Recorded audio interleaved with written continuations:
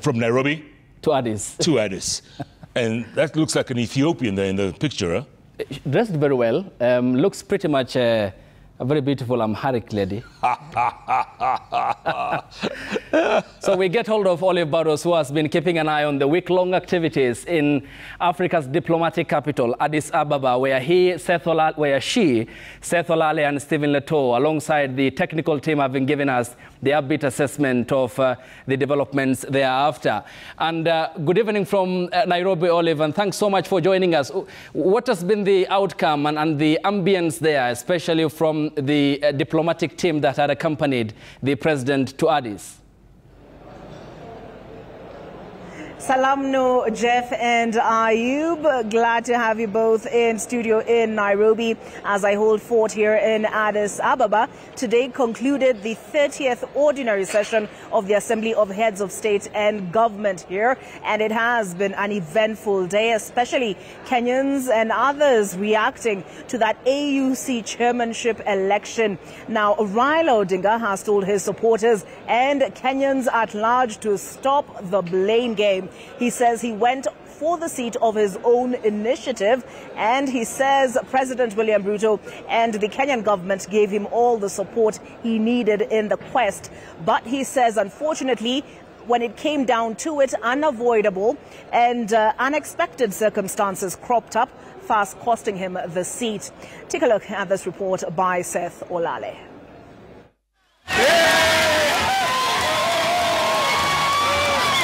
Raila Odinga looked calm and relaxed as he was received by his supporters during a special dinner organized by a Kenyan delegation in Addis Ababa, Ethiopia.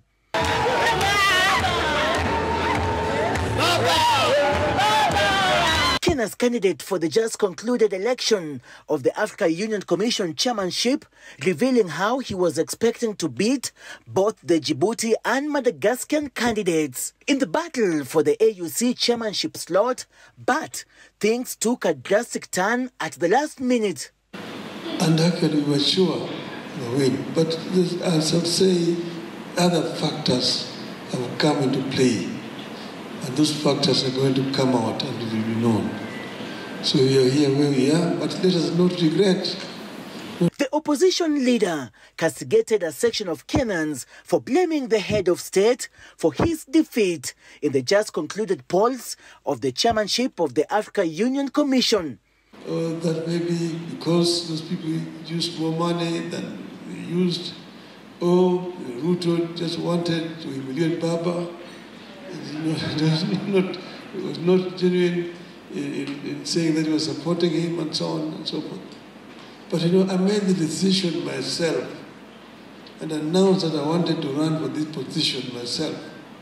The former Prime Minister instead heaping praise on President William Ruto by stating that he is overwhelmed by the tremendous support he received from the head of state.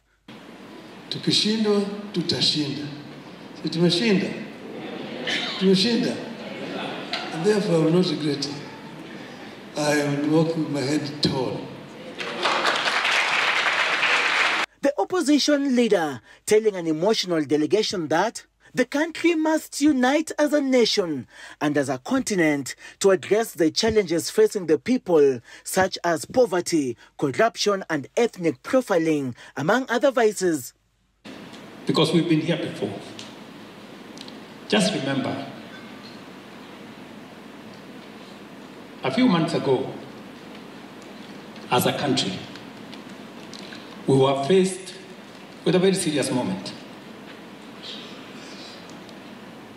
And we were wondering which way Kenya. But you know what? That moment, when we all thought it was dark, it gave us a new beginning. We ended up with a broad-based government that brought many Kenyans and the country together and gave us the momentum that exists today. I am very confident that this moment is going to give birth to yet another moment for us as a country to work together to build a new momentum for Kenya. In equating Raila's defeat to the 2024 Gen Z protest, the head of state said he will use the election outcome to refocus the country. While expressing his disappointment, the head of state regretted that the continent missed an opportunity as Raila Odinga was the candidate who deserved to succeed outgoing President Musa Faki for the AUC top seat. Raila Amolo Odinga did not win because he was the best candidate. The president commending the former prime minister for staging a campaign like no other. Raila Odinga and President Ruto vowing to sustain their efforts in uniting the country in a bid to address issues contributing to the high cost of living. With President William Ruto and Raila Amolo Odinga having completed their engagements here in Addis Ababa, Ethiopia, the two leaders have pledged to cooperate with the leadership of the Africa Union Commission in order to address key issues affecting the continent. Seth Olale, Citizen TV, Addis Ababa, Ethiopia. Prime Cabinet Secretary Musalia Mudavadi, who also doubles up as the Foreign Affairs Cabinet Secretary, has called on Kenyans not to make or read too much into Raila Odinga's failed bid at the African Union Commission, and that was for the role of chairman. Musalia says that while Kenya did invest significantly into the bid, there was always a possibility that he would not clinch the seat. But as he did that, he also defended the involvement of the Director General of the National Intelligence Service, Nuruddin Haji. Life goes on. Was Foreign Cabinet Secretary Musalia Mudavadi's take on the blow suffered by Kenya at the African Union when her candidate Raila Odinga lost out in the race to become the next Commission chair. The African continent is more important than any individual wishes or desires. So ladies and gentlemen of Kenya, who are my brothers and sisters, my message to you is that now this is behind us, let us look forward. Oh, I've learned that you can never know who your next chair is going to be until they cast the ballot. This I have learned because we see some countries come, they have credible candidates, like the Kenyan candidate was credible, he had everything we were looking for. But, you know, when it comes to voting, member states have got their own interests. There are also geopolitical issues that come to play, and they do affect some of the decisions which are made during elections. All said and done, Mudavadi said that Kenya put her best foot forward. It was not just physically and emotionally draining, but it also did not come cheap. All I can tell you that it is not easy to run around as an individual. You need the backing of your government because these are government issues. These are government-sponsored positions. So the details will come out later in Nairobi. He also defended National Intelligence Service Director General Nuruddin Haji's involvement in the process. He is entitled under the law, under the Act, to advise the government on matters of intelligence. And what is wrong in a government having an understanding and simulation of where things are going? There's absolutely nothing wrong. So what kind of budget? And by the way, let's not try and blame this to Kenya. I can tell you for free, there are so many other nations whose heads of intelligence were in that room. As the 38th ordinary session of the Assembly of Heads of State and Government came to a close on Sunday, it was hustle and bustle as usual as the winners took their spoils. My time in Kenya was great. Your people is just great, and I learned very much. It was during the time of COVID, but even that, at that time, we've managed, thanks to your very active diplomacy, we've managed to achieve many things at the bilateral level. and the losers put a brave face on things. Speaking of reading into things, was it the last-minute advisory to the South African development community to back the Madagascar candidate? Was it Francophone solidarity? Was it Kenya's failed or missteps in the area of diplomacy that cost Raila Odinga the AUC chairmanship? Well, Emmanuel To interrogates now in this report.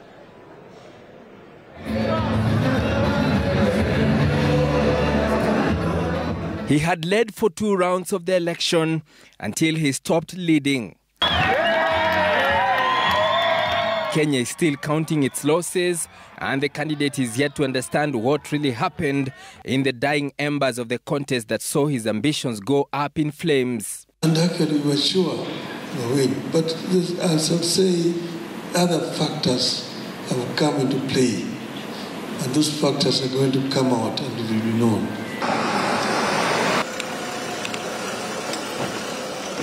However, the unforeseen circumstances may be interpreted to mean the recent high-octane last-minute regional politics triggered by a series of events, including the DRC-Congo conflict that Kenya played a role in resolving. The perception that Kenya was supporting Rwanda and the M23 militia by extension, ruffling feathers with DRC's President Felix Tshisekedi and by extension the South African Development Community SADC, where DRC is also a member. The candidate from Madagascar, a number of votes that he got 10, and then when we came to round 2, you were also able to see the patterns that were playing, so you can clearly see that the Francophone countries were able to stick together. The effect, Tshisekedi is keeping an EAC meeting organized by President William Ruto, opting to turn up for the SADC one that set the ball rolling for Odinga's failure. Kenya's Foreign Affairs PS Korir Sing'oei's response to a letter directing SADC countries to line up behind the Madagascar candidate Richard Randriamandrato, adding to the list of possible blunders which analysts say rattled the SADC countries. To our minds, we think that this letter is sort of an afterthought. We think that it is mere courtesy to show a bit the minimalist solidarity extended to a member of their region. The SADC power shift would be evident from the 3rd round of the election, with the numbers of the supposed SADC candidate Richard Randriamandrato shifting to the Djibouti candidate, who opened the gap between him and Raila to the last round. Odinga was forced to bow out in the 6th round, where Mahmoud Ali Yusuf went ahead and won the race by the required 2/3 of the total votes, translating to 33 votes. Analysts have also opined that the Francophone countries, which make up nearly 28 out of 55 African countries, may have played a role maintaining a united bloc in the election. They voted for their country. And then you also look at it that the Anglophone countries were not able to vote as a unit. And then also you look at also other regional politics and then regional interests that were at play also might have affected a great deal the outcome of these elections. Out of the 6 AUC chairperson elections since 2002, 5 have been won by French-speaking countries, with South Africa's Nkosazana Dlamini Zuma being the only lucky Anglophone to occupy the seat. Odinga's loss comes barely 8 years after another one, where Kenya's candidate in the 2017 AUC election, Ambassador Amina Mohamed, lost to Musa Faki in the same fashion. Emmanuel To, Citizen TV, Nairobi. The group of legislators drawn from Kenya who travelled to Addis Ababa to support Raila Odinga as that election for the African Union Commission chairman happened have said it is Africa that has lost out and not Raila Odinga. They have thanked Kenyans for their support and said the sky remains the limit for him. Guy from the candidate from Madagascar, a number of votes that he got 10, and then when we came to round 2, you were also able to see the patterns that were playing, so you can clearly see that the Francophone countries were able to stick together. Anglophone countries were not able to vote as a unit, and then also you look at also other regional politics and then regional interests that were at play also might have affected a great deal the outcome of these elections. All right. Before I let you go, I just want to bring you up to speed on the other positions that were in contest here in Addis Ababa and what the results of those elections are. And we had the deputy chair who will be serving under Mahmoud Ali Yusuf of Djibouti, and her name is Salma Malika Haddadi. She's from Algeria, and notably she served as Algeria's ambassador to Kenya during the COVID pandemic time, and where commissioners are concerned for the position of agriculture, rural development, blue economy and sustainable environment, we have Commissioner Moses Vilakati. He is from Eswatini, and then from South Africa, in charge of infrastructure and energy, Lerato Mataboge. We have Ambassador Amatwum Amoa, who is from Ghana, and they are in charge of health, humanitarian affairs and social development. Political affairs, peace and security retains the same commissioner, Ambassador Bankole Adeoye, who held a press briefing only today. Now, the slots for education, science, technology and innovation had no candidate, though Central Africa was to submit either a male and a female candidate. The same for economic development, trade, tourism, industry and minerals. So no candidate for those two were submitted, but for the rest, those are the winners.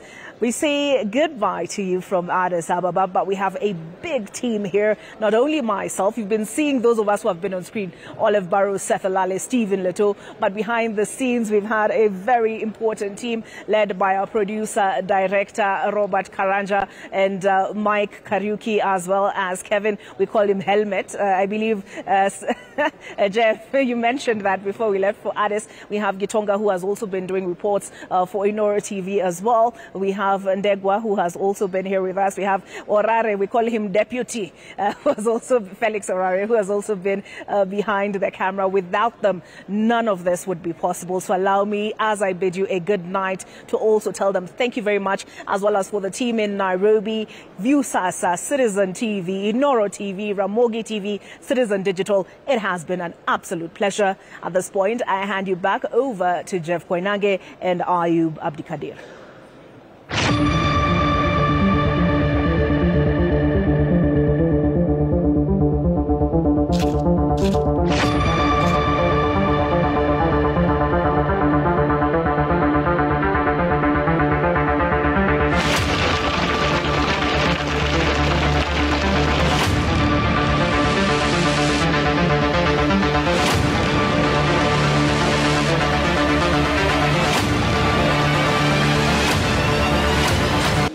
So hapo sina tashwishi yoyote.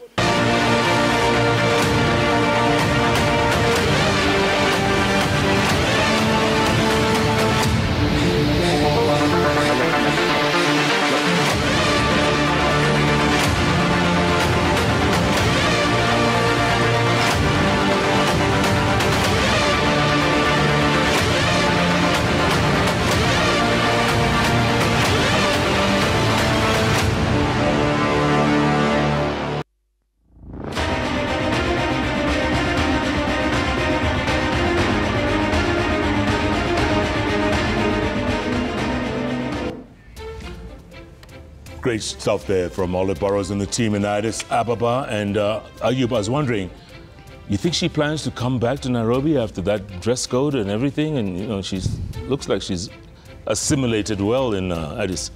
She seems to have gotten the right hospitable environment. So splendid. That is the beautiful Amharic dress over there. Wonderful. Yep, yeah. And Ethiopians are sociable people. Extremely. Yeah, she should have made us some Ethiopian coffee while she was there. Yeah. Normally they say over there, coffee break. There you go. Yeah. And splendid job. I think that's admirable, because that production was beyond their weight. I mean, they punched so hard. No doubt. And delivered with utmost passion. All right, we have plenty more. We're going to take a break right here on Sunday Live. Plenty more ahead. In fact, we have an interview to follow up, right? Yep. Talk about the impact. What happens going forward? and the bearing this will have locally. Who lost? Was it Kenya? Was it President William Ruto? Or was it the former Prime Minister Raila Odinga? Dr. Edward Githua and Professor Maxwell Miawa will be with us here in studio as we also flesh through some of the other factors that may have led to the outcome that we heard from Addis Ababa. Absolutely. Keep tweeting at Kenanga Jeff. At Ayub Abdikadir. At Citizen TV Kenya. The hashtag is Sunday Live. Sunday Live takes a break. We'll be back. In the meantime, coming up.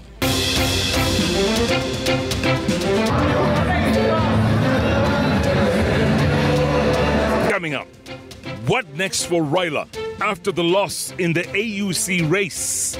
Analysts weigh in for his political moves.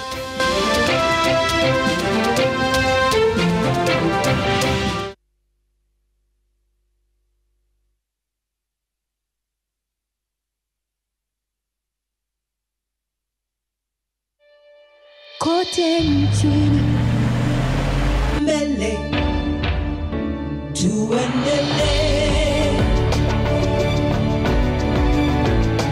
mbele Kenya twende mbele,